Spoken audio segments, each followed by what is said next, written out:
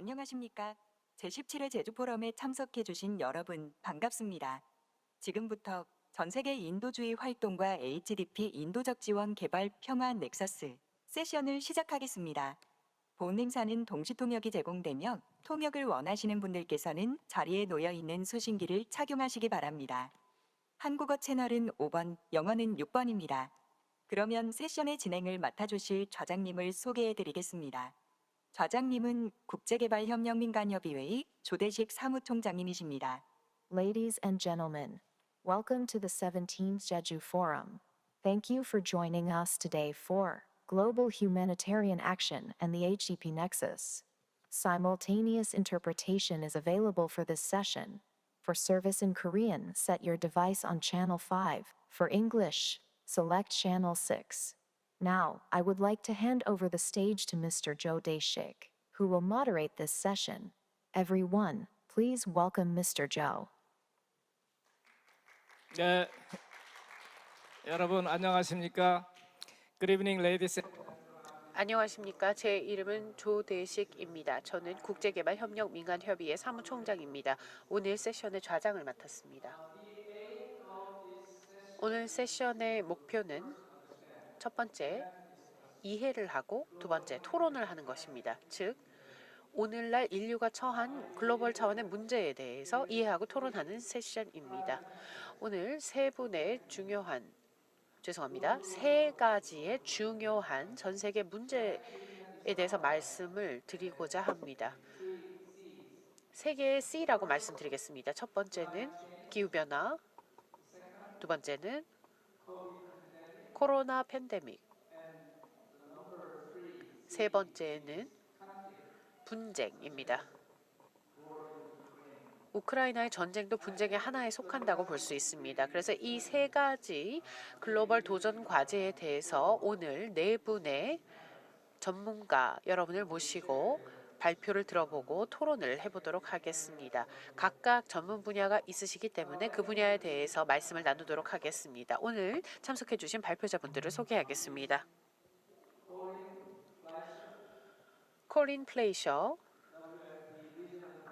세계 식량기구 프로그램 중동 아프리카 동유럽 지역 사무소 지역 본부장이십니다. 그리고 이양희 성균관대 교수님 참석하셨습니다. 그리고 전 대사이신 오준 Save the Children Korea 이사장 참석하셨습니다. 그리고 김효은 외교부 기후변화 대사님 참석하셨습니다. 오늘 각각의 발표자분들께서 각각 7분씩 발언을 하시겠습니다. 그 이후에 저희가 토론과 질의응답을 진행하도록 하겠습니다. 첫 번째 발표자는 코린 플레이셔입니다. 코린 플레이셔는 세계 식량 프로그램 중동 아프리카 동유럽 지역사무소 지역 본부장을 역임하고 계십니다. 또한 우크라이나 분야를 담당하고 계십니다. 그리고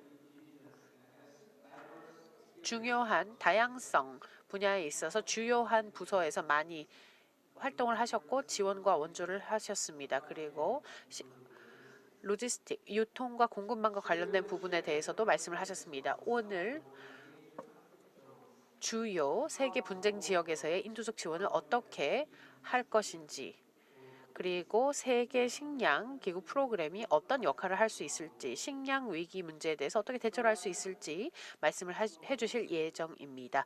발표 진행해 주시기 바랍니다. 네, 감사합니다. 좌장님. 사무총장님 감사합니다. 저희가 점심을 먹으면서 문화, 식량 문화, 음식 문화에 대해서 서로 이야기를 했습니다. 한국이 예전에는 아주 배고픈 국가였습니다. 이제는 배고픈 국가들에게 기부를 하는 나라가 되었습니다. 저희 WFP에서는 이런 한국의 역사에 대해서 매우 자랑스럽게 생각합니다. 그런데 안타까운 사실은요, 이제 전 세계가 완전히 다른 방향으로 가고 있습니다. 몇 가지 예를 말씀드리겠습니다. 제가 최근에 시리아를 방문했습니다. 3명의 아이를 둔 어머니를 만났습니다. 그녀는 울면서 이렇게 말했습니다. 아이들에게 빵과 차밖에 줄 수가 없다. 그거밖에 없다. 그리고 울면서 going 앞으로 이게 어떻게 될지 이럴 줄 알았으면 내가 아이들을 낳아서 키우지 않았을 텐데요 라고 이야기를 했습니다. 어머니가 이런 말을 한다는 것은 정말 안타까운 일입니다. 시리아는 11년 동안 식량 문제로 어려움을 겪었습니다. 이것은 다 100회가 넘는 분쟁, 100회가 넘는 분쟁으로 인해서 월급도 받지 못하고 여러 가지 문제가 있습니다. 예멘의 경우는 7년 동안 분쟁을 겪고 있습니다. 그리고 1,600만 명이 배고픔에 허덕이고 있습니다. 1,600만 명이라는 것은요, 예멘의 수도에서부터 서울까지 다시 왔다 갔다 할 정도로 사람을 쭉 길게 세워놓을 수 있다는 것입니다. 레바논의 경우는요, 3년 정도 그런 어려움을 겪었습니다. 레바논의 50% 이상의 인구가 배고픔에 허덕이고 있습니다. 레바논은 예전에 중동의 스위스라고 불렸던 국가입니다. 그리고 방금 좌장님께서 말씀하셨다시피 세 가지 C, 기후변화, 코로나, 분쟁이 젊은 사람들을 가난과 배고픔으로 몰아넣고 있습니다. 우크라이나는 어떨까요? 우크라이나는 저희 세계 식량 프로그램이 사실은 없었습니다. 저희는 사실 필요하지 않은 국가에서는 주재를 하지 않습니다. 그러나 이제 400만 명의 우크라이나 사람들이 그리고 600만 명의 사람들은 난민으로 떠났고 그리고 800만 개의 직장이 없어졌고 많은 집이 파괴가 되었습니다. 이런 환경이 있기 때문에 저희가 들어가게 되었습니다. 그래서 이런 환경에서 식량의 안보의 문제가 굉장히 드라마틱하게 전개되고 있습니다. 우크라이나의 현상을 보면 전 세계적으로 원조를 받아야 되는 사람들이 1억 3천만 명에서 코비드 이후에 2배가 됐습니다. 이제 3억 4천만 명의 사람들이 식량 지원이 없이는 살 수 없는 지경에 이르렀습니다. 그리고 터키와 유엔에서 이니셔티브를 시작하였고 이제 우크라이나에서 저희가 이런 식량 원조 활동을 벌이고 있습니다. 그런데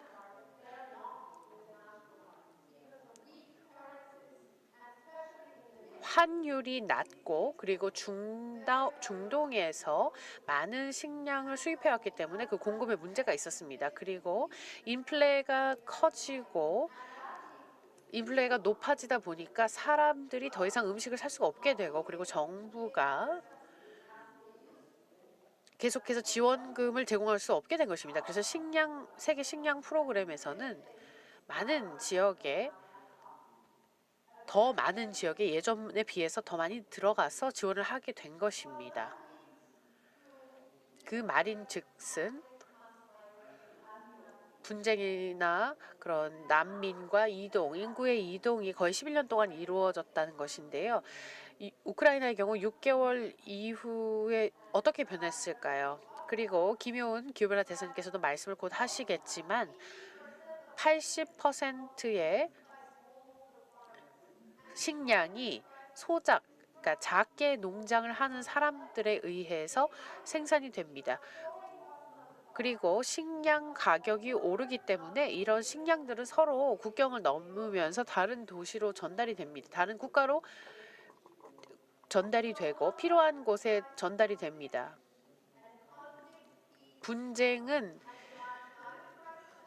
배고픔을 야기하고 배고픔으로 인해 분쟁이 일어납니다. 그래서 이런 기후변화도 결국은 분쟁과 관련이 있게 되는 것입니다. 왜냐하면 식량과 관계되기 때문이죠. 그래서 전 세계적으로 세계 식량 프로그램이 1억 5천만 명의 사람들을 그동안 지원을 하면서 사회적 안전망을 제공하면서 이런 사회적 안전망을 통해서 사회를 안정적으로 가져갔습니다. 그리고 많은 보고서와 평가에 따르면 대규모의 식량 원조가 지금까지 진행이 되었고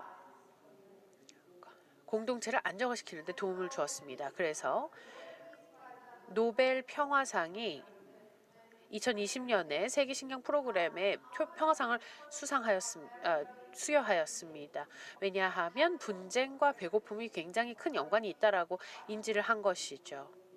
그리고 세계 식량 프로그램의 노고를 취하한 것이었습니다. 우리는 계속해서 배고픔을 전 세계적으로 퇴치하기 위해서 노력을 벌일 것입니다. 저희는 전 세계적으로 식량 제공을 제1의 원칙으로 삼고 많은 세계의 국가와 시민과 난민들이 우리에게 와서 식량을 요청하고 있습니다. 그래서 전 세계가 이 공통의 어려움에 함께 맞서 싸워야 됩니다. 이 배고픔이라는 어려움에 맞서 싸워야 됩니다.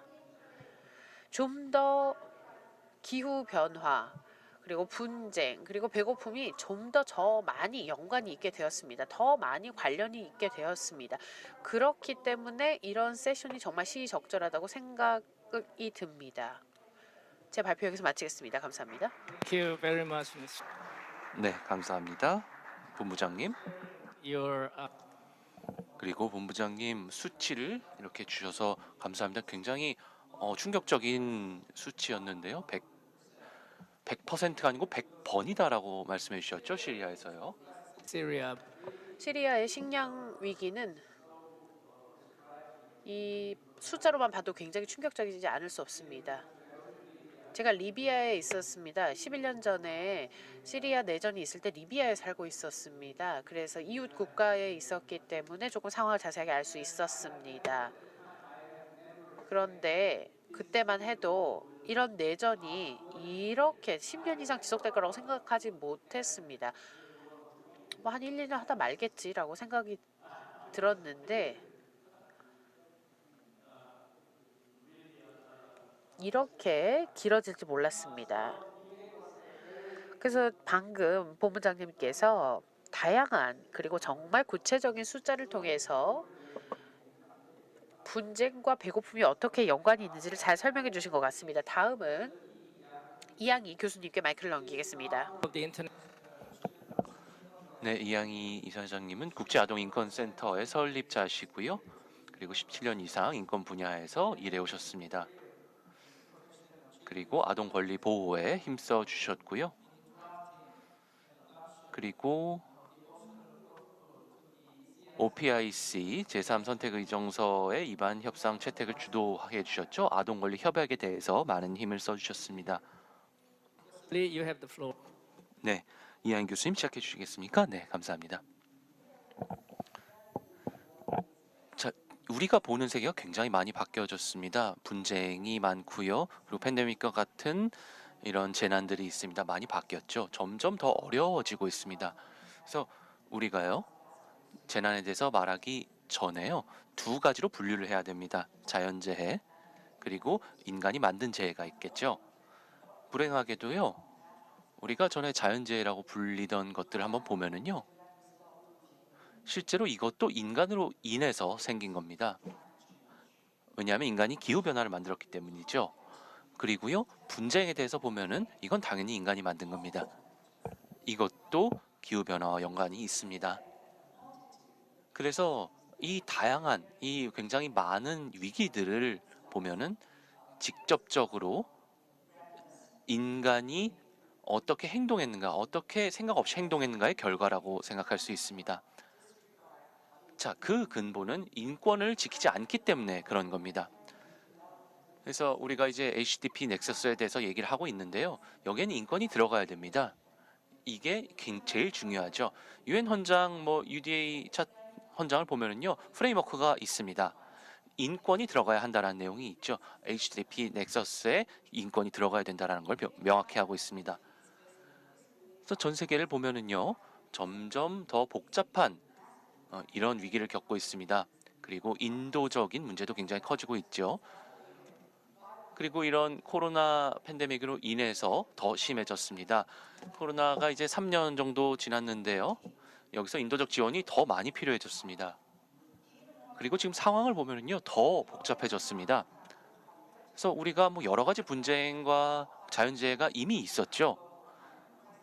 이것들은 기후 위기로 인해서 생겼던 겁니다. 기후 대응이 굉장히 장기적으로 이루어져야 됩니다. 그리고 대부분의 인간으로 인한 위기는 굉장히 복잡하게 얽혀져 있습니다. 그리고 3분의 2는 매년 더 커지고 있습니다. 2017년을 보죠. 무장 분쟁을 보면은요, 한 30년 만에 최고치였습니다. 그리고 분쟁도 더 오래 지속이 되고 있죠. 이제 70년대 9.6년이었는데요. 이제 2014년에 평균 26.7년입니다. 그래서 그러면은 분쟁이 계속될 가능성이 제일 더 커지는 거죠. 아르메니아, 아제르바이잔도 그렇고요. 자, 이거는요. 이런 이주와 빈곤과도 관련이 있습니다. 2018년 말에 보면은요. 이제 전 세계 이주를 보면은 최고치였습니다. 그래서 이거는 1,780만 명이었죠. 이거는 기존의 20년 전에 2배가 넘는 수치였습니다. 자, 유엔의 이제 전 세계 인도 보고서에 보면은요. 지난 10년간에 6,200만 명의 난민이 거의 4배가 된 겁니다. 이게 2022년에는 거의 4배가 될 겁니다. 그래서 HDP 넥서스가 필요한 거죠. 새로운 접근법입니다. 그리고 이렇게 인도적 지원, 개발, 평화의 계획을 바꿀 수 있는 거죠. 그러면은 우리가 더 적극적으로 니즈에 대응할 수 있을 겁니다. 그리고 회복 탄력성도 가질 수 있을 거고요. 자, 물론 자금, 펀딩이 제일 중요하겠죠. 그래야 이 새로운 접근법이 더 효과가 있을 겁니다. 자, 펀딩 같은 경우에는 인도적 지원, 개발, 평화 액티비티에 다 연관성이 있습니다. 그래서 이제 넥서스 프로그램엔 아직 펀딩이 충분하지 않습니다. 그리고 현재는 사일로 시스템을 저희가 사용하고 있는데요. 이것도 바뀌어야 됩니다. 그래서 이런 맨데이트가 얼마나 달라졌나를 보면은요. 그러면은 이제 새로운 저희가 이제 위임 시스템이 시작되고 있었죠. 그래서 이런 것들을 통해서 위임 접근법을 사용해야 저희가 더 나아갈 수 있을 겁니다. 다 이렇게 질문하시죠. 왜 인권이 중요한가? 인권은 무엇인가? 인권은 우리 기본권이 아닌가? 이렇게 질문하시죠. 인권은 기본권이 아닌가요? 왜냐면 우리는 다 가지고 태어나잖아요. 라고 질문을 하고는 하십니다. 그래서 제가 이거를 여기서 자세히 인권에 대해서 말씀드리지는 않을 텐데요. 인간의 권리에 대해서요. 전 세계적으로 보면은 여기에서 이제 위기 대응에 대한 것들을 많이 하기 시작했습니다. 더 적극적으로 대응을 하고요. 그것도 근본 원인을 찾는 접근법을 보였죠. 근데 사실 이 역량이 충분하지는 않았습니다. 지속 가능한 평화, 지속 가능한 개발에는 충분치 않았습니다. 저희가 이제는 이제 위기를 막는 것들 그리고 분쟁의 위기를 없애는 것들에 더 초점을 맞추고 있습니다. 그래서 몇 가지 좀 말씀을 드리고 싶은 게요. 지난 2년간 무슨 일이 있었는지 말씀드리고 싶습니다. 저희 동료 국가들 중 하나였는데요. 근데 이제 맨데이트 홀더였습니다. 위임이 있었고요. 미얀마의 이제 인권 관련해서 제가 6년간 거기서 일을 했었는데요. 2021년 2월 1일에요. 미얀마 군부가 쿠데타를 일으켰죠. 근데 쿠데타를 일으키려고 했지만 성공하지 못했습니다. 왜냐? 그 이유는 이제 민주주의 운동이 있었기 때문이죠. 자, 이거는요. 미얀마를 보면은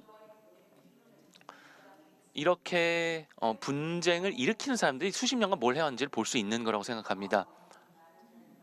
그래서 미얀마를 봐도 이제 21세기까지 굉장히 많은 인권 문제가 있었습니다. 2016년, 2017년을 보면은요. 이제 방글라데시로 로힝야로 수백만 명이 쫓겨났지요. 미얀마에서요. 그래서 여기서 이제 제노사이드도 있었고요. 로힝야족 대학살이 있었습니다. 그래서 100만 명이 넘는 난민이 있었고요. 방글라데시로 난민이 유입이 됐었죠. 그래서 이 군부가 60년 넘게 미얀마를 통치해 왔습니다.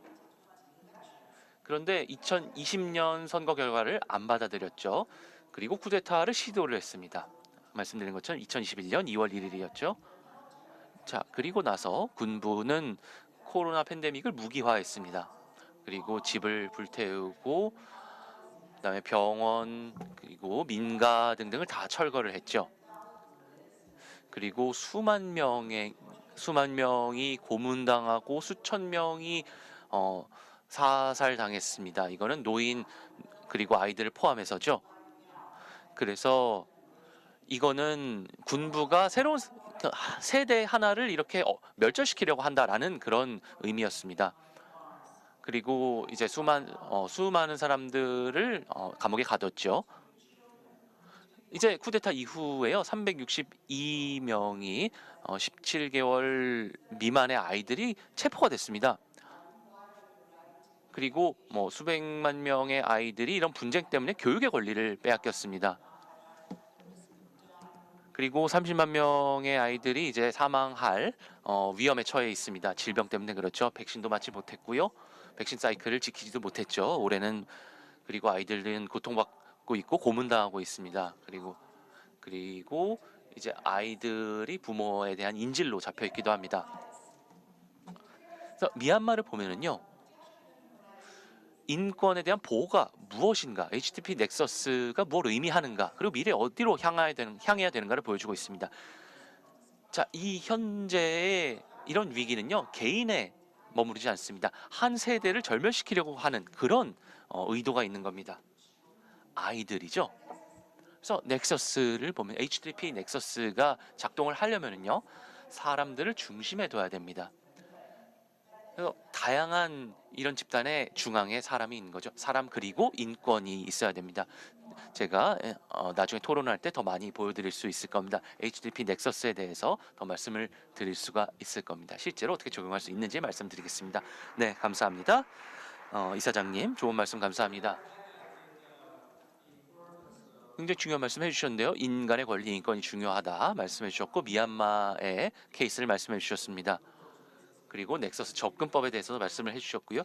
제 생각에 넥서스 접근법이라는 것이요, 좀 통합적인 접근법이라고 생각을 합니다. 그리고 이제 두 가지 재난을 좀 구분을 해주셨는데요. 그래서 인간 그리고 자연재해를 말씀해 주셨죠. 우리가 이거 기억을 해야 된다고 생각합니다. 우리가 언제든지 재난, 재해를 볼 때 이거를 좀 구분을 해야 된다고 생각을 합니다. 다시 한번 감사드립니다. 좋은 말씀 감사드리고요. 그리고 통찰력을 보여주셔서 감사합니다. Member is Ambassador Jun-oh. 다음 연사는 전 대사이신 오준 Save the Children 코리아 이사장이십니다. Save the Children 인터내셔널 회원이시기도 합니다. 예전에는요, UN 대한민국 대표부 대사를 맡으셨습니다. 2013년부터 16년까지 봉직하셨습니다. 그 당시에 또한 71회 사회경제위원회 회장을 역임하셨고, 그리고 국가국무위원회 회장을 맡으셨습니다. 2015년에서 16년 동안 회장직을 역임하셨습니다. 오늘 전문성을 발휘하셔서 국제사회가 어떻게 인도적 지원에 대해서 개입을 해야 할 것인지에 대해서 말씀해 주시겠습니다. 예, 감사합니다. 좌장님 감사합니다. 우선 제주 포럼에 감사드리고요. 그리고 세계 식량 프로그램에서 이런 세션을 마련해 주신 점 진심으로 감사드립니다. 오늘 저희가 전 세계 인도주의 활동에 대해서 말하는 것은 굉장히 시적절하다고 생각합니다. 우리가 중요성, 즉 HDP 넥서스, 인도적 지원 개발 평화의 넥서스의 중요성에 대해서 얘기를 할 때 몇 가지로 나누어서 말씀드릴 수가 있겠습니다. 각각의 인도적 개발 평화, 각각의 요인을 세 개보다는 두 개로 나눠서 말하고 싶습니다. 인도적인 개발 그리고 인도적 지원 차원에서 말씀을 드리겠습니다. 첫 번째 인도적 평화에 대해서 말씀을 드리자면 어떤 비극적인 사건 하나를 말씀드리고자 하는데요. 작년에 미얀마에서 일어난 이야기입니다. 이양희 교수님께서도 바로 소개를 해주셨는데요. 이 미얀마의 인도주의적 관점의 이야기를 해주셨는데 미얀마에서 어떤 일이 일어났느냐 하면 크리스마스 이브 작년이죠. 2021년 크리스마스 이브에 세이브 더 칠드런 회원 2명이 죽임을 당했습니다. 이때 많은 수십 명의 시민도 죽임을 당했습니다. 인도주의 활동을 마치고 돌아가던 길이었습니다. 고속도로에서 군부가 차량을 세우고 이 많은 사람을 죽였던 것입니다. 그래서 이 군사 정권에서 말하기를 이 죽은 사람들이 테러리스트로 지금 현재 용의 선상에 올라 있기 때문에 죽였다라고 이야기를 했습니다. 그런데 이 사람들은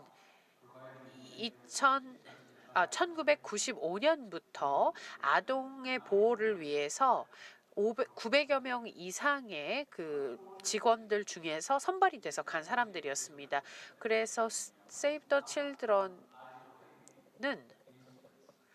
사례는 아주 유일한 사례라고 할 수가 없습니다. 어떤 보고서를 보면 작년 한 해만 하더라도 267명의 세이브 더 칠드런 관련자들이 중에서 100여 명 이상이 납치 및 사망하였다고 나타났습니다.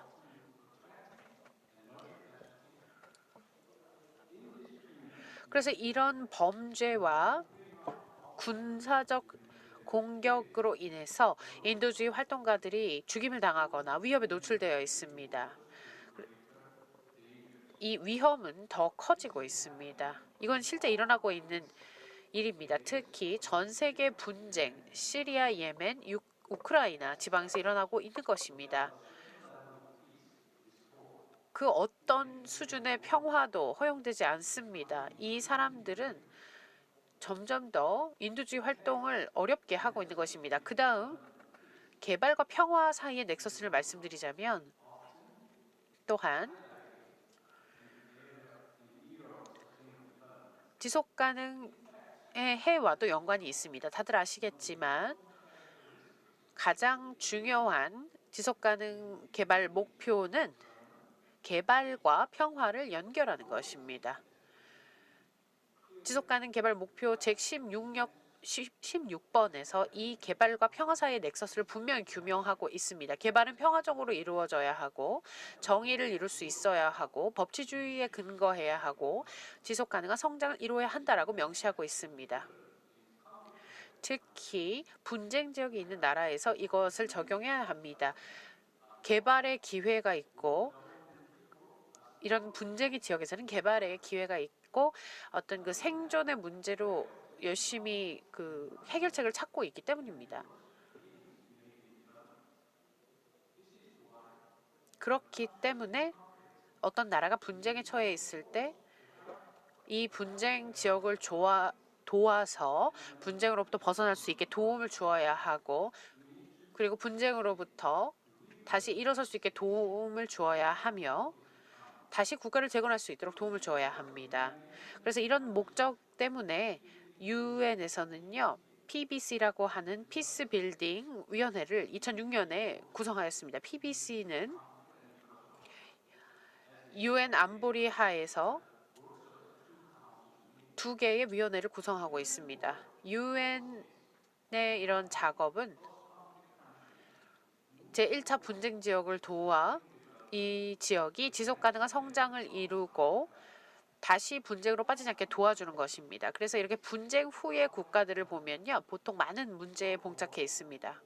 무엇보다도 그들이 해결해야 하는 것은 안보와 평화와 관련된 이슈들입니다.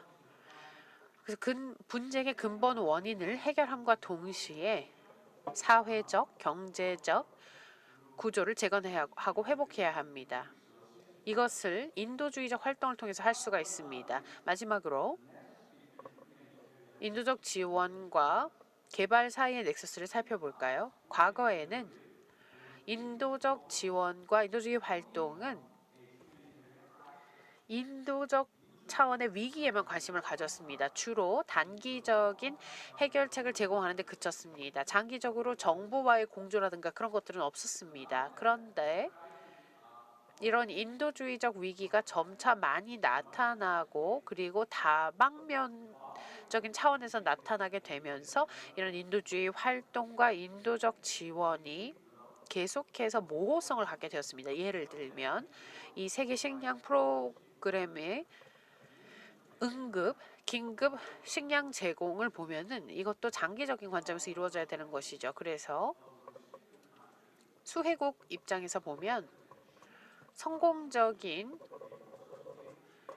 어떤 변화를 이끌고자 하려면 여기서 중요한 것은 대외적인 어떤 원조를 활용해서 조금 더 그것을 자국의 경제의 재건에 도움을 주게 하는 방법이 있겠습니다. 여기까지 발표를 마치도록 하겠습니다. 제가 좀 말씀을 수정해야 될 것 같습니다. 오준 전 대사님은요. 예, 세이브 더 칠드런 코리아 이사장이십니다. 제가 아까 회장이라고 말씀을 드렸는데요. 이사장을 맡고 계십니다. 그래서 오준 이사장님께서는 상관관계에 대해서 말씀을 하셨습니다. 이 세 가지 넥서스를 2차적 차원에서 개발과 평화 사이의 넥서스 그리고 인도적 지원과 개발 사이의 넥서스에 대해서 말씀을 해주셨습니다.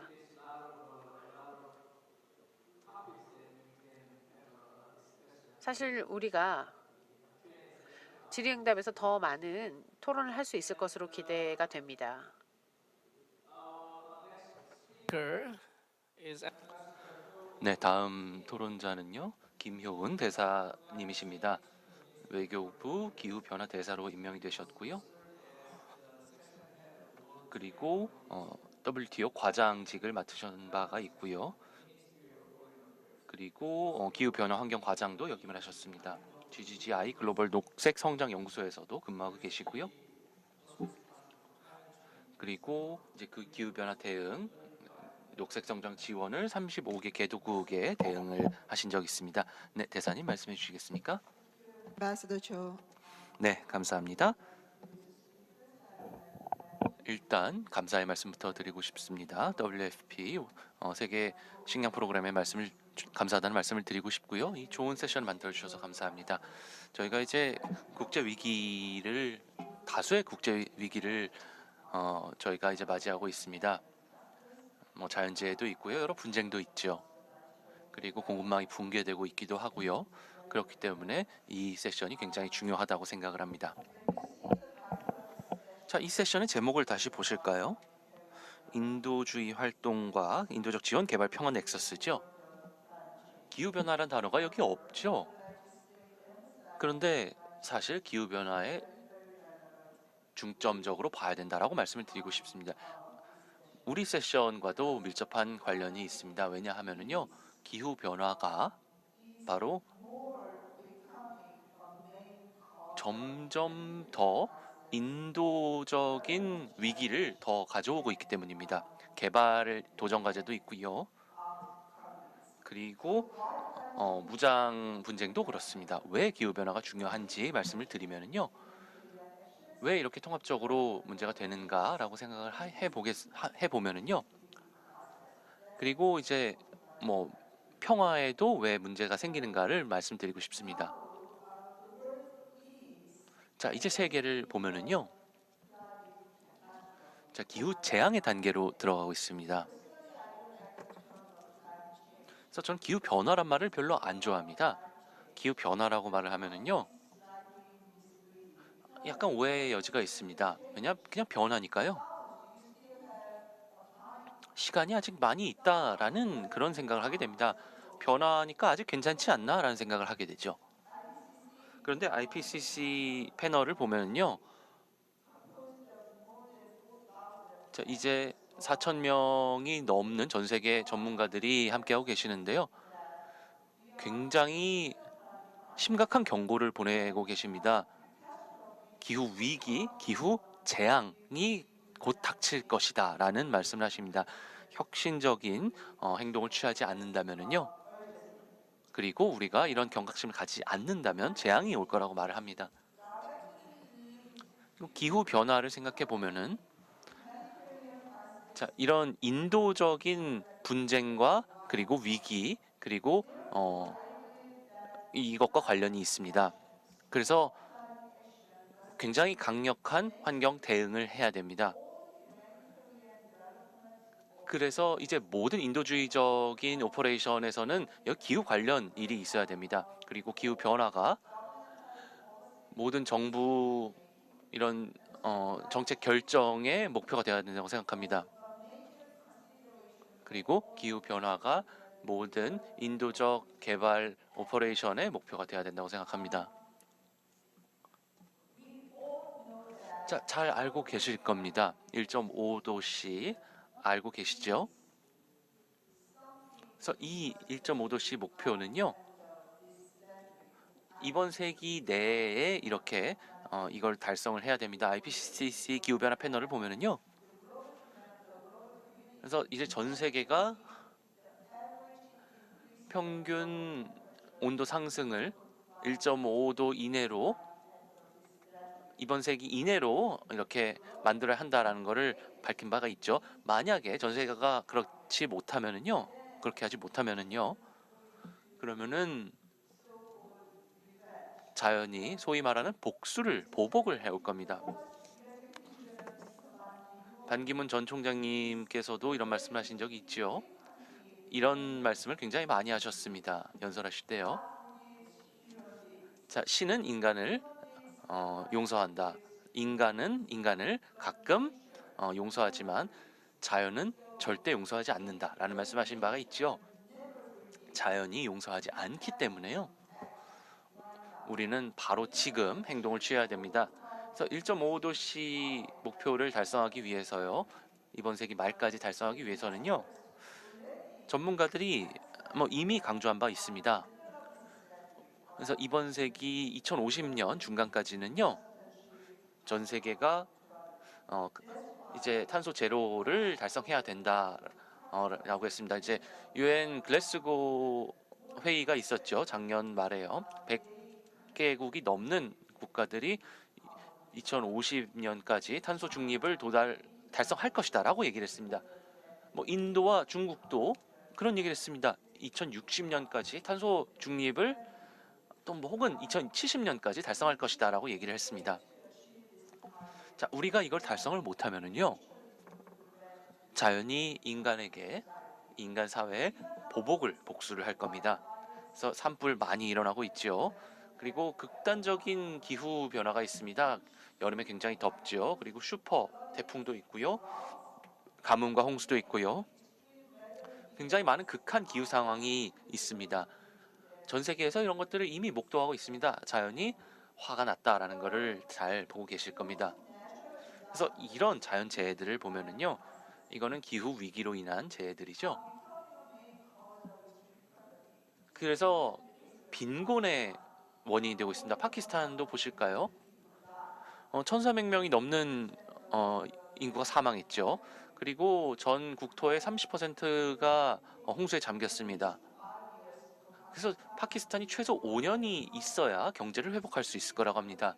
그래서 극도의 빈곤이 있을 겁니다. 질병도 있을 거고요. 그리고 인류 위기가 있을 겁니다. 자, 그렇기 때문에요. 우리가 행동하지 않으면, 자, 우리가 적극적으로 활동하지 않으면은요, 기후 위기에 대응하지 않는다면은요, 그러면은 인류가 극도의 빈곤과 인류 위기를 겪게 될 겁니다. 그리고 빈곤으로 인해서 위기가 일어나고 있죠. 분쟁이 일어납니다. 자, WPCC에서도 말씀을 하셨지만은 기아로 인해서 분쟁이 생긴다라고 하셨죠. 근데 저는 거기 더 하고 싶습니다. 기후 위기가 빈곤과 기아와 분쟁을 가져온다라고 말씀드리고 싶습니다. 그리고 기후 위기로 인해서 극도의 빈곤이 일어날 것이다라고 말씀드리고 싶습니다. 제가 서아프리카의 작은 국가인 세네갈에 방문한 적이 있습니다. 그리고 제가 그 주에 5개국을 담당을 했었는데요. 여기 국가들 보면은요, 주 산업이 농경이죠, 농업입니다. 그리고 이게 기후 위기로 인해서 굉장히 큰 타격을 받았습니다. 그래서 이런 극단적인 기후 변화가 생기면은요, 전 경제가 영향을 받게 됩니다. 그리고 식량이 없으면은요. 그러면은 뭐 인간의 권리도 없게 되는 거죠. 가족이 극도로 빈곤하면은요. 그러면은 아이들이 학교도 뭐 갈 거라고 당연히 생각할 수가 없을 겁니다. 자, 그렇기 때문에요. 기후 위기 같은 경우에 다시 한번 말씀드리고 싶습니다. 기후 위기가 있으면은요. 이거를 우리가 주 목표로 가져야 됩니다. 모든 인도주의적 개발의 목적으로 가져가야 됩니다. 모든 평화 관련도 그렇고요. 자, 그리고 마지막으로요. GGGI가 글로벌 녹색 성장 연구소는 이제 국가 간 기관이죠. 그래서 개도국의 녹색 성장을 지원하는데요.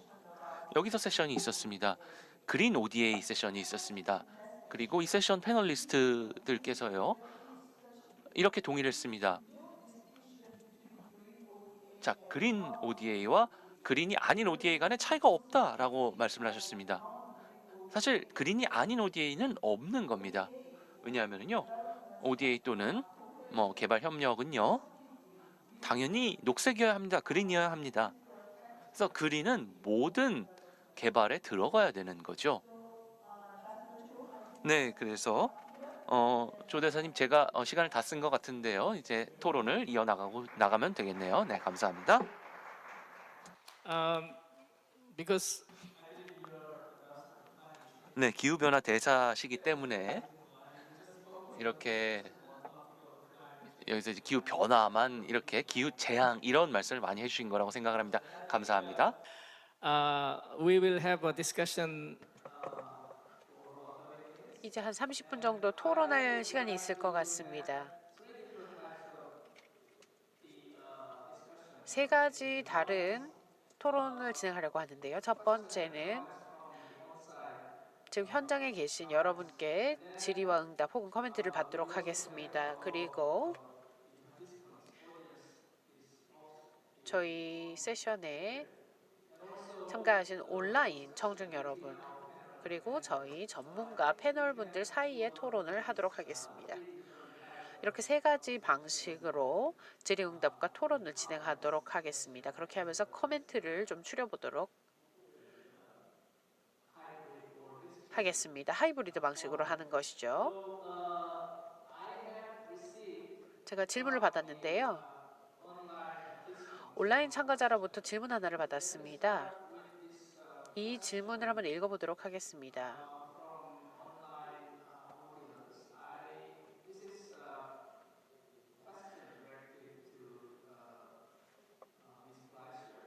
코린 플레이셔 본부장님께 질문이 들어왔는데요. 질문은 이겁니다. 세계 식량 기구 운영이 어떻게 분쟁 지역에서 이루어지고 있는지 알고 싶다는 질문이었습니다. 그러니까 전제적인 세계 식량 불안정성에 기반해서 뭐 예를 들어서 내부적으로 내전이 있을 때 인도주의 활동과 인도적 차원의 지원이 어렵지 않나요? 특히 세계 식량 프로그램에서는 어떻게 그걸 진행하고 계신지라는 질문이 들어왔습니다. 제 생각에 질문하시는 취지가 어떻게 우리가 이런 그 분쟁 지역에 어려움에 처한 사람들에게 접근을 하냐, 뭐 그런 질문인 건가요? 전 그렇게 이해를 했습니다. 어렵죠. 당연히 어렵습니다. 많은 나라에서 분쟁 지역에 들어갈 때 어려움이 있습니다. 우크라이나만 생각해 보시면 시리아도 마찬가지고요. 인도주의적 활동과 인도적 지원이 유엔을 비롯한 많은 그 프로그램을 통해서 들어가는데 몇 년 동안 이 접근성을 높이기 위해서 각기 다른 지역에 사는 사람들에게 최소한의 기본적인 생활에 필요한 것을 드리기 위해서 많은 노력을 했습니다. 뭐 IS 지역이라든가 아니면 러시아의 경우는 어떤 영역에 들어갈 때 어떤 다른 컨트롤 하에 놓여 있는 그런 지역에 허락을 받아야 되는 경우도 있고 어려움이 많습니다. 그래서 세계 식량 프로그램 같은 경우는 우리가 뭘 하든지 할 수 있게 만듭니다. 그러니까 우리가 어디를 가야 된다. 예를 들어서 뭐 시리아에서 식량 불안정성이 일어나고 있다. 혹은 우리가 식량을 제공했는데 그 식량이 목적에 맞지 않게 제공이 된다. 그럼 즉각 멈춥니다. 그리고 내고를 합니다. 그리고 명확하게 합니다. 우리가 왜 이런 식량을 제공하는지에 대해서 내고를 명확하게 하고 나서 다시 지원을 재개합니다. 저희가 2억 6천만 명에게 이렇게 모든 사람들이 꼭 필요로 하는 사람들에게 식량 지원을 해야 된다는 그런 사명이 있기 때문에 이것을 명확하게 100% 달성하는 데 있어서 많은 어려움이 있지만 그렇게 진행을 하고 있습니다. 예, 감사합니다. 다른 추가적인 코멘트라든가 혹시 질문은 패널 분들 가운데서 이 질문에 대해서 혹시 뭐 추가하실 내용 있으신가요? 네, 코멘트와 질문이 하나씩 있습니다. 제 경험에 비춰봤을 때요. 제가 이제 유엔 아동위원회장 그 위원장으로 일하고 있을 때요. 뭐 분쟁 국가들이 굉장히 많았습니다. 그리고 실제로 뭐 기후 재앙에 들어간 국가들도 있었고요. 뭐 왜냐하면은 바누아투 같은 경우에는 뭐 해수면이 굉장히 많이 상승하고 이제 농업을 할 수가 없죠. 예를 들었습니다. 미얀마를 예로 들어보죠. 40%가 이제 뭐 빈곤의 라인을 들어섰습니다. 그래서 세계은행 같은 경우도 이건 15년 만에 처음이다라는 얘기를 했고요. 그래서 미얀마 같은 경우에 시민들이 하루 한 끼도 포기를 했습니다. 그래서 이렇게 해도 뭐 가격이 엄청 높아졌기 때문에 식량을 구할 수가 없습니다. 자, 근데 이제 여기 이렇게 식량을 미얀마로 가져가는 거를 보면은요. 자, 이게 유엔에서 이렇게 하기도 합니다. 그런데 이제 이 훈타 여기에 이제 군사 지역으로 들어갈 때 굉장히 많은 문제가 생깁니다. 그래서 이런 국가들에서는 어떻게 운영을 하십니까? 이런 상황에서 어떻게 하십니까? 왜냐하면은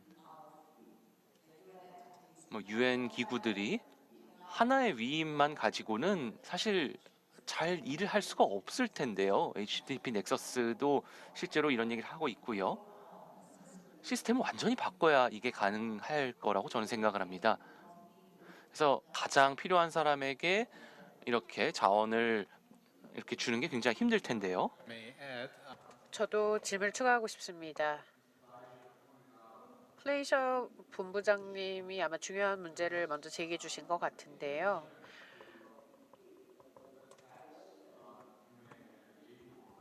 이런 어떤 인도주의 활동가들의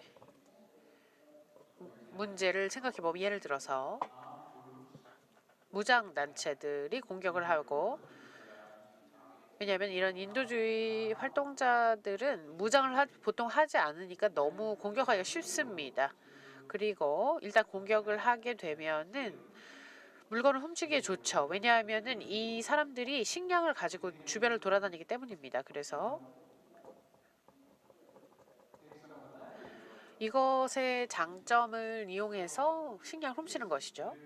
공격을 받을 때 그렇습니다. 그래서 그렇게 된다라고 하면 또 다른 단순히 이게 쉬운 타겟일 뿐만 아니라 이걸 훔쳐서 파는데도 이익이 난다는 것이죠. 그래서 이 인도주의 활동을 하시는 분들이 식량을 가지고 그렇게 다닐 때 납치와 공격의 위협성을 대처하기 위해서 집단적인 어떤 대응이 필요하지 않나라는 생각이 듭니다.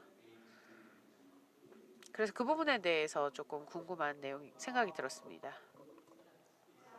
예, 제가 답변을 하자면 어떤 지역에서는요, 어떤 외교적인 공백이 있다고 있는 곳이 있습니다. 뭐 대사를 해보셨으니까 아시겠지만 이렇게 외교적 공백이 있는 곳에서는 저희가 내고하기가 힘듭니다. 그래서 그런 경우에는 유엔과 NGO가 현장에서 판단을 하는 겁니다. 그래서 이제 정부가 이렇게 이런 지역에 외교관을 보내지 않아서 우리가 그런 분들이랑 협상을 할 수가 없는 경우가 있습니다. 그러면 이렇게 정부나 정치가들로부터 도움을 받지 못하는 경우에 저희가 어려움을 겪기도 합니다. 저희 자신이 어떤 이렇게 보완 조치를 할까요? 그렇게 해서 인도주의적 지원을 계속해서 이어나간다고 말씀을 드리겠습니다. 네, 감사합니다.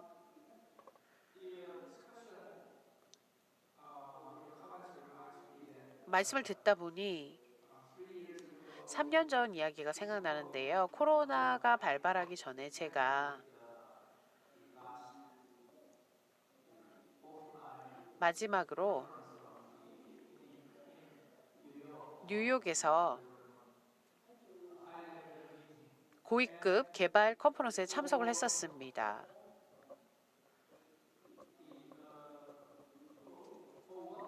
그런데 일주일 동안 한 단어와 한 문장만 계속 집중해서 들었습니다. 100번 넘게 들은 이야기인데요. 시민사회 공간이 줄어들고 있다 라는 말이었습니다. 이게 이제는 좀 더 큰 문제가 되었다고 생각을 합니다. 오준 대사님께서도 말씀하셨다시피 이런 활동가들을 위한 공간, 기구를 위한 공간이라는 것은 이 활동가와 기구들이 현장에서 일을 할 때 그들이 활동할 수 있는 활동 반경이 줄어든다는 이야기입니다.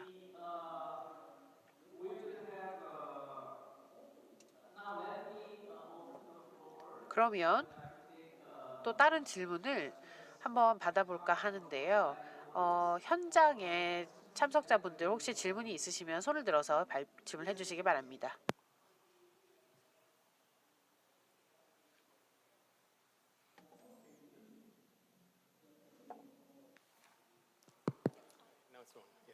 네, 이제 켜졌네요. 감사합니다. 네, 발표해 주신 분들 감사합니다. 좌장님 감사드리고요. 저는 마마리 툰카라고요. GGGI에서 일을 하고 있습니다. 네, 구역 중에 하나를 맡고 있습니다.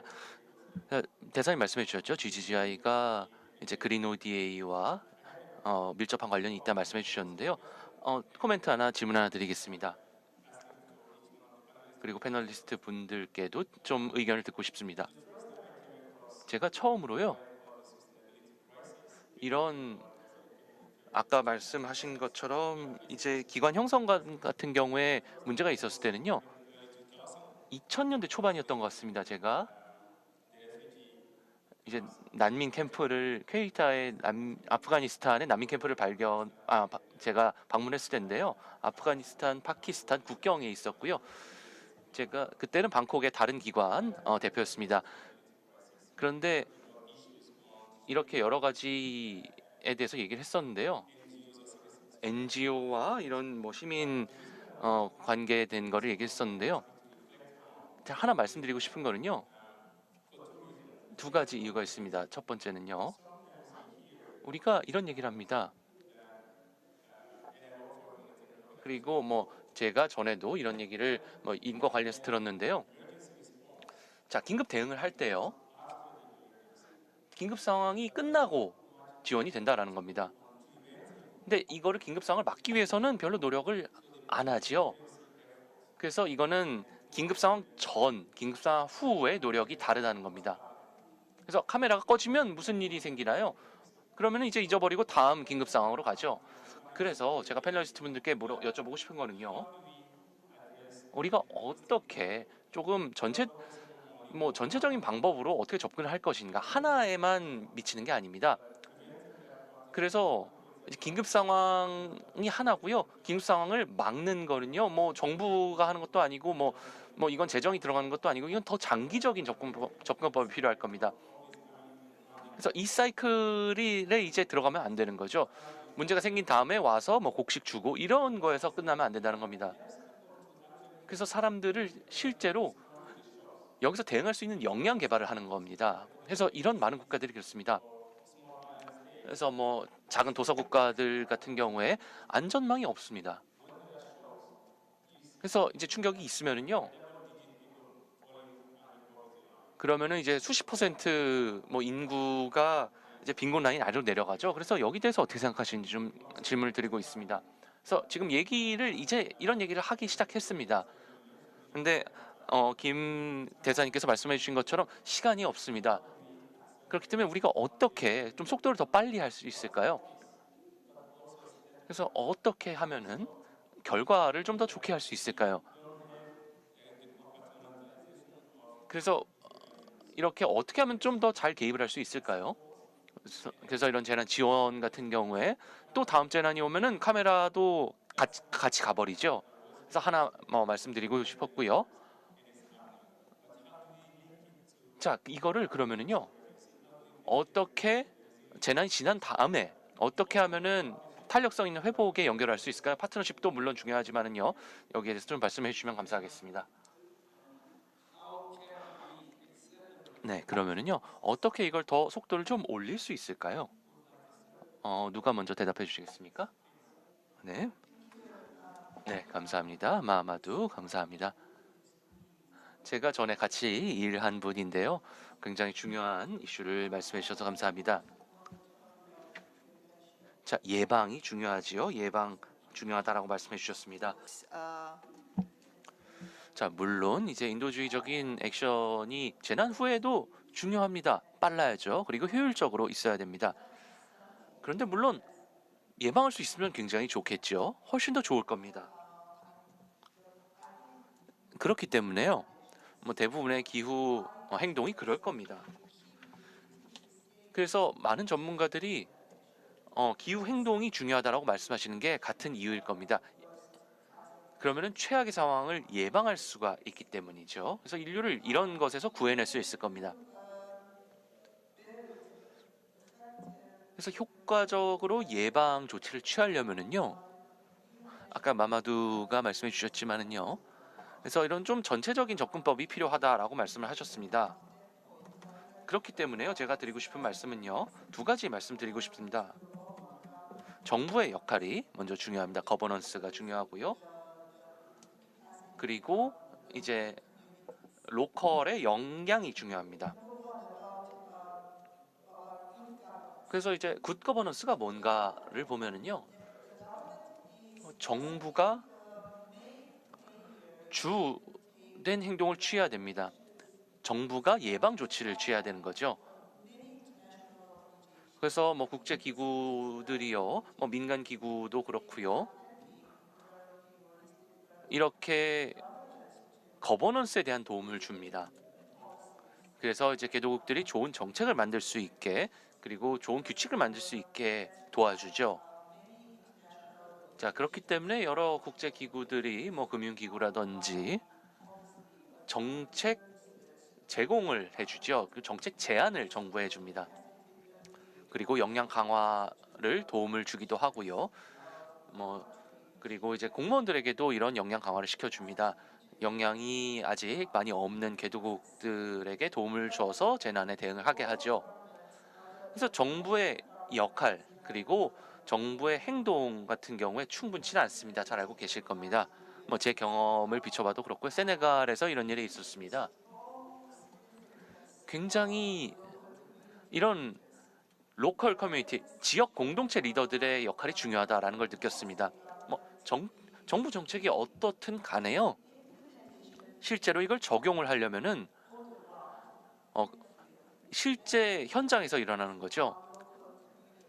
여기서 중요한 게 이런 현지의 공동체 리더들입니다. 여성들이 많았고요. 그리고 이제 뭐 촌장, 족장 이런 분들 그리고 이제 젊은이들이 중요했습니다. 그래서 점점 더 우리가 이런 것들을 더 많이 제공을 하고 있습니다. 역량 강화 그리고 이제 현지 공동체의 플레이어들에 대한 역량 강화를 저희가 하는 거죠. 왜냐하면 이런 분들이 실제로 변화를 만들 수 있기 때문입니다. 실제로 현장에서 변화를 만들 수 있기 때문이죠. 제가 이제 GGGI에서 일을 했을 때도 그런데요. 제가 이제 부총장으로 일을 했을 때요. GGGI 같은 경우에 그때 어떤 일을 했냐면은요. 이제 개도국 정부를 돕기도 했지만 지방 정부 리더 그리고 공동체 리더들도 지원을 했습니다. 그래서 이런 역량 강화를 통해서 뭐 심지어 이런 작은 도시 리더들도 저희가 지원했었습니다. 그래서 이렇게 이제 선진국 그리고 뭐 국제기구 같은 경우에 이런 디자인을 하고 있습니다. 이런 개발 프로젝트들을 그리고 개발 프로그램들을 만들 때요. 어떻게 이런 지역 공동체 역량 강화를 할 것인가 이거를 중요하게 생각을 해야 됩니다. 네, 여기까지 말씀드리겠습니다. Okay, proceed. 네, 누가 말씀하시겠습니까? 네, 감사합니다. 굉장히 중요한 질문을 해주신 것 같습니다. 저희가 어떤 재난 위기 관리에 대해서 이야기를 할 때 재난을 어떻게 대비하고 준비하고 반응할지에 대해서는 집중을 많이 하지만 예방이 사실 제일 중요하죠. 그래서 근본 원인을 찾는 것은 쉽지만 그러면 그 근본 원인을 찾고 나서 이것을 통해서 공동체가 어떻게 회복력을 갖출 수 있을지, 기관들은 무엇을 해야 하는지, 공백은 어떻게 메꿀지라는 것이 모두 부담으로 작용할 수가 있습니다. 사람들은 항상 빈곤에 대해서 이야기를 할 때 어떤 소득의 빈곤에 대해서 이야기를 하지만 사실 빈곤이라는 것은 임금 빈곤 이상입니다. 어떤 서비스에 접근하지 못할 때 이것이 빈곤이라고 말할 수가 있습니다. 분쟁이 됐든 자연재해가 됐든 어떤 것으로 인해서 여러분이 빈곤을 겪고 있을 때 여러분 앞에 있는 지원을 받을 수 있는 프로그램에 대해서 인지를 하지 못할 때 이러한 빈곤의 어떤 느낌 그리고 빈곤의 조건이 점점 더 커지게 됩니다. 그리고 여러분이 전방위적인 해결책을 생각할 때 당연히 전방위적인 해결책이 필요합니다. 우리가 항상 사람을 중심에 둬야 된다라고 얘기를 하지만 사람을 중심에 두는 것이 아니라 인권을 중심에 두는 것입니다. 관리를 중심에 두는 것입니다. 유엔의 기구들, 인도주의 활동가들을 보면 유엔의 기구에 대해서 먼저 집중을 하자는 것입니다. 유엔의 역할은 굉장히 중요합니다. 그런데 더 중요한 것은 자신들의 규칙과 자신들의 임무와 미션에 좀 더 집중을 하는 것이 중요하다는 것입니다. 세계 식량 프로그램이나 다른 기구에는 죄송하지만 도대체 우리가 몇 그램의 어떤 식량을 몇 명에게 제공하느냐 이런 거 중요합니다. 우리가 더 많은 것을 할 수 있으려면 그것을 분석하는 것이 중요합니다. 그래서 우리가 그 혜택을 받는 이러한 원조의 혜택을 받는 사람들이 얼만큼을 받아서 어떻게 요리해서 먹는지에 대해서 거기까지 생각을 해야 합니다. 백신도 마찬가지입니다. 사람들이 백신을 맞으면 얼마나 많은 사람들에게 우리가 아웃리치를 해서 얼마나 많은 횟수의 백신을 제공할 수 있을지 어떤 판에다가 백신을 놔야 될지 뭐 이런 거 다 생각을 해야 됩니다. 그래서 이런 어떤 시민사회 그리고 가정을 임파워링해서 우리가 원하는 결과를 어떻게 도출할 수 있을지를 한번 검토를 해봐야 됩니다. 그것이 바로 전면적인 해결책이라고 생각합니다. 그런 해결책과 접근 방식이 필요하다고 생각합니다. 네, 감사합니다. 다른 추가적인 발언 있으시면 첨언을 드리자면 김 대사님께서 굿 거버넌스와 공동체에 대해서 말씀을 해주셨는데요. 많은 정부와 저희가 일을 하고 있습니다. 정부 자체가 없는 경우가 사실 많습니다. 정부라고 할 수조차 없는 것들이 굉장히 많습니다. 정부라기보다는 뭐 정권이랄까요? 근데 뭐 국제사회의 혹은 양자의 어떤 펀딩을 받는 그런 정부를 갖춘 기구들이 있습니다. 그런데 또 제가 동의하는 것은요. 이렇게 공동체가 우리가 집중해야 될 목표라는 것은 저도 100% 동의합니다.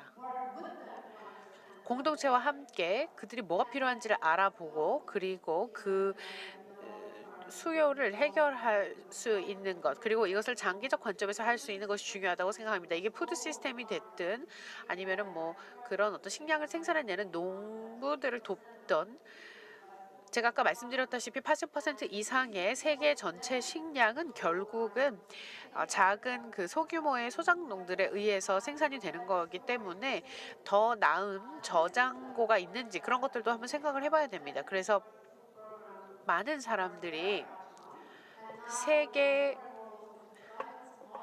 세계적인 이런 프로젝트에 참여를 하고 있지만 세계 식량 프로그램과 같은 프로그램에 참여하고 있지만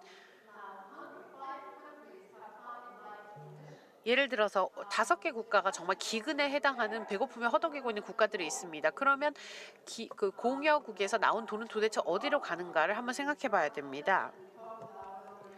그래서 저희가 항상 이제 공여국에다 이렇게 얘기를 합니다.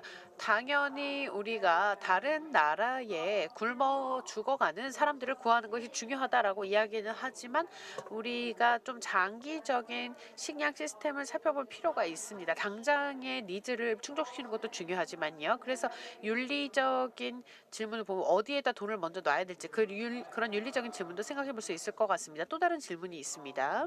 Online 네, 온라인에서 해주신 질문인데요. 제가 이 질문 하기 전에요. 다시 한번 오늘 함께 해주신 분들 중에서 질문이 있으시면 부탁드립니다. 안녕하세요. 저는 제주대학교 정치외교학과 재학 중인 김승균이라고 하고요.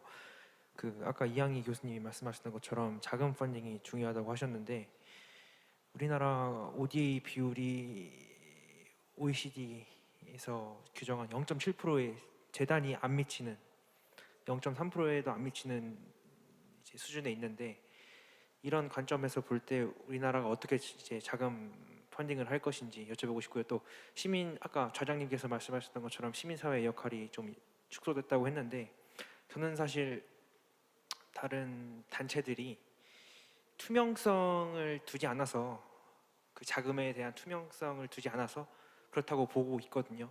저뿐만 아니라 많은 분들이 그렇게 생각하실 거라고 생각하는데 그런 부분에 있어서 이제 투명성 제고에 대해서 여쭤보고 싶고 또 오준 대사님께서 유엔에서 계셨는데 이제 아까 말씀하셨던 것처럼 미얀마나 세네갈 이런 부분도 있지만 북한도 인도주의적 관점에서 또 우리나라에서는 통일을 위해서라도 인도주의적 지원과 개발이 필요하다 생각하는데 사실 우리나라 같은 경우에는 조금 적대적으로 보고 있잖아요. 이런 부분에 있어서 우리나라에서 인도적 지원과 개발의 대상으로 공론화시킬 수 있는 방법이 무엇인지 좀 여쭤보고 싶습니다. 예, 감사합니다. Thank you very much. I think you 네, 감사합니다. 질문 감사드리고요. 3개의 질문을 해주셨네요. 자, 그러면은 어느 분이 시작하시겠습니까? 3개의 질문이 있었는데요. 오준 대사님 먼저 말씀해 주시겠습니까? 네, 질문 감사합니다. 자, ODA 한번 볼까요? ODA, GNI 비율 말씀하셨죠? 우리가 0.7%보다 굉장히 낮습니다. 0.2%도 안 되는 것 같은데요. 제가 알기로는요. 더 많은 노력을 해야 됩니다. Volume is 자, 그런데 그냥 금액 자체를 보면 늘어나고 있는 건 맞습니다. 아직 갈 길이 멀죠? 맞습니다.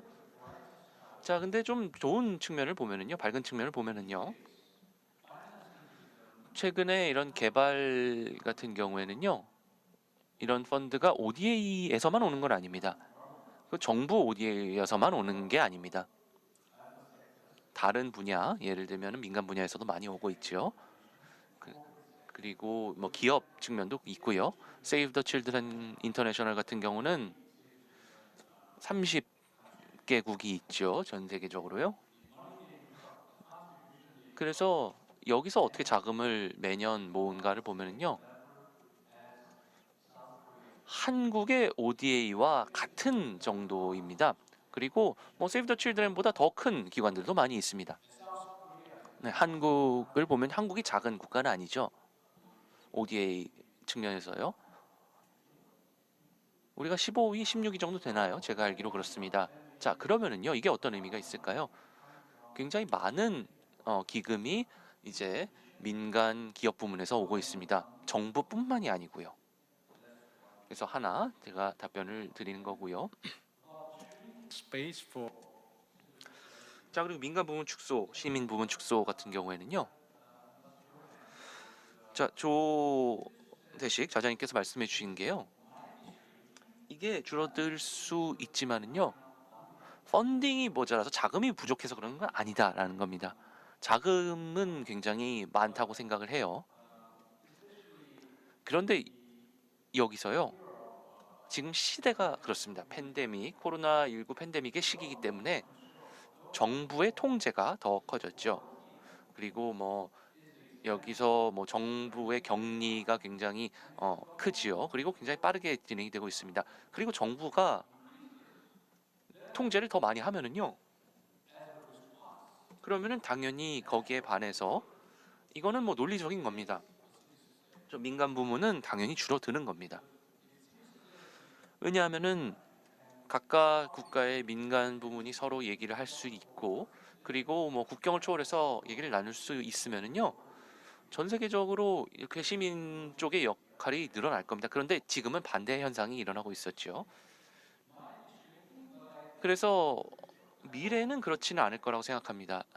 다시 원래대로 돌아갈 거라고 저는 생각을 하고 있습니다. 투명성이요 말씀해 주셨는데요. 중요합니다. 맞습니다. 자, 그런데 이제 뭐 민간 부문에서는 충분히 좀 투명하다고 생각합니다. 그래서 이거는 뭐 펀딩의 측면에 국한되지 않죠. 그리고 마지막으로요. 자, 북한 말씀해 주셨습니다. 자, 북한 생각을 해보면은요. 현재 지금 국제적으로 규제가 있죠. 제재가 있습니다. 그렇기 때문에 우리가 개발 지원할 수는 없습니다. 인도적 지원만 저희가 할 수 있죠. 근데 제가 아까 말씀드렸습니다. 요즘에는요. 구분이 뭐 이제 인도주의적 지원과 그리고 개발 지원과 이런 구분이 좀 옅어졌습니다. 애매해졌습니다. 예를 들면은요. 자, 인도 지원을 생각해 보면은요. 이거는 인도적인 문제가 있어요. 재난이 있을 때죠. 근데 재난이 뭔가요? 위기가 뭔가요? 10년 동안 위기가 계속 지속되면은 뭐 예를 들면 시리아에서 내전이 10년간 지속됐죠. 처음에는 위기였습니다. 근데 이제 위기라고 말할 수 있나요? 10년간 위기가 계속되면 그게 위기인가요? 언어적으로요. 그래서 인도적인 지원 같은 경우에는 인도적인 위기에 대응하는 겁니다. 그래서 자기의 역할이 있습니다. 근데 말씀드린 것처럼요. 그런데 긴급 상황이 굉장히 많습니다. 그리고 위기 상황도 굉장히 많은데 지속적으로 일어납니다. 그래서 이제 악에 대해서 말씀하셨는데 이건 저는 이거 위기라고 생각하고 싶습니다.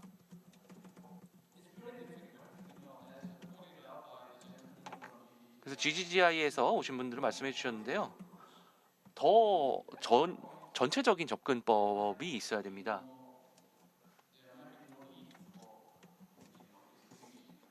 그래서 인도적 그리고 개발적 같은 경우에 이거를 구분하는 게 약간 어려울 수도 있습니다. Thank you for the question of ODA fund. ODA 펀딩에 대해서 질문 주셔서 감사합니다. 여러분께 말씀드려야 될 게 있는데요. 글로벌 금융 위기 시절에 스칸디나비아에서는요. ODA를 0.75에서 1%까지 높였습니다. 그래서 높이는 것은 가능은 합니다. 가능은 한데 한국의 경우는 더 많이 일단 의식을 개선해야 됩니다. ODA가 왜 중요한지 의식을 높이는 것이 중요합니다. 아마 국회에서 의회 승인이 있어야만 저희가 그 정책 입안자들의 승인을 통해서 ODA의 규모를 지금보다 0.25라고 하셨나요? 0.3%까지 하루아침에 올리는 것은 어렵습니다. 근데 할 수가 있습니다. 그리고 북한과 관련해서는 오준 대사님과 전적으로 공감하는 부분이 있습니다. 인도주의적 니즈는 정말 많습니다. 그리고 계속해서 자라나고 있습니다. 시간이 흐를수록 더 심화됩니다. 그런데 자원은 한정적이죠. 그럼 돈을 어디에 투입해야 되는지, 어디에 시급하게 넣어야 되는지, 어디가 만성적으로 자금이 필요로 하고 자금 어려움에 시달리고 있는지 조금 더 장기적인 관점에 접근을 해야 인도주의적 지원이라는 단어가 아니어도 인간 니즈 중심의 지원이랄까? 그런 단어들을 사용한다면 어떨까요? 북한의 경우는 굉장히 만성적인 문제죠. 근데 우리가 그럼에도 불구하고 인도적 지원을 계속해서 지속적으로 지원해야 됩니다. 식량도 그렇고요. 약품, 백신, 공공재 등을 제공해야 한다고 생각합니다. 예, 대사님. 이 중에서 지금 한국 정부를 위해서 일하는 분이 저밖에 없기 때문에 그 부분에 대해서 답변을 드려야 된다고 생각합니다. 한국 ODA 부분과 관련해서 예, 맞습니다. 한국의 ODA는 0.75라는 목표에 훨씬 못 미치고 있습니다. 하지만 방금 오준 전 대사님께서 말씀하셨다시피 한국의 ODA가 계속해서 상승한다는 점을 주목을 해야 합니다. 이것도 중요한 요소입니다. 여러분이 고려하셔야 되는 부분입니다. 심지어는 저희가 경제적으로 좋지 않았던 시기에도 계속해서 ODA의 그 비율을 GDP 대비 ODA 볼륨을 높였습니다. 다른 나라하고 비했을 때도 혹은 UN 기구라든가 국제 기구를 통해서 계속해서 올렸다는 점을 꼭 말씀드리고 싶습니다. 저희가 지금 3분이 남았거든요. 그래서 추가적인 질문이 전문가 패널 여러분 사이에 있지 않으면 저희가 이제 이것으로 세션을 마치려고 하는데요. 오준 대사님과 김효은 대사님께서 제가 자신 있어 하는 그 세 가지를 다 자세히 굉장히 말씀을 해주셔서 제가 말할 수 있는 기회가 많이 줄었는데요. 이게 그 시민사회의 공간이 축소되는 부분에 대해서 말씀을 드리려고 했는데 오준 대사님께서 이미 말씀을 하셨기 때문에 저의 공간이 또 줄어들었다고 아이러니하게 말씀드릴 수 있을 것 같습니다. 다시 한번 우선 오늘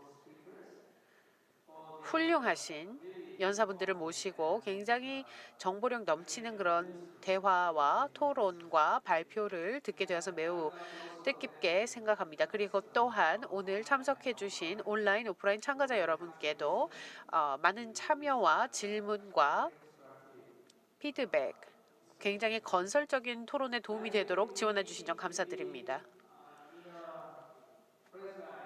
우리는 지금 굉장히 불안정한 시대에 살고 있습니다.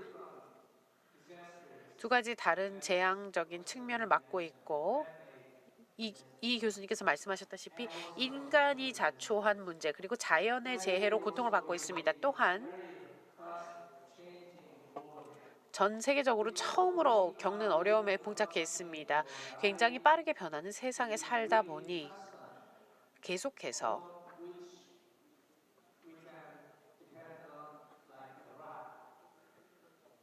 어디에 의지하고 어디에 의존해서 초점을 맞추어 살아가야 될지에 대해서 생각을 해보게 됩니다. 그리고 정치적인 의지를 통해서 인도주의적 위기를 뚫고 나가는 돌파구를 찾을 수 있다라고 생각을 합니다.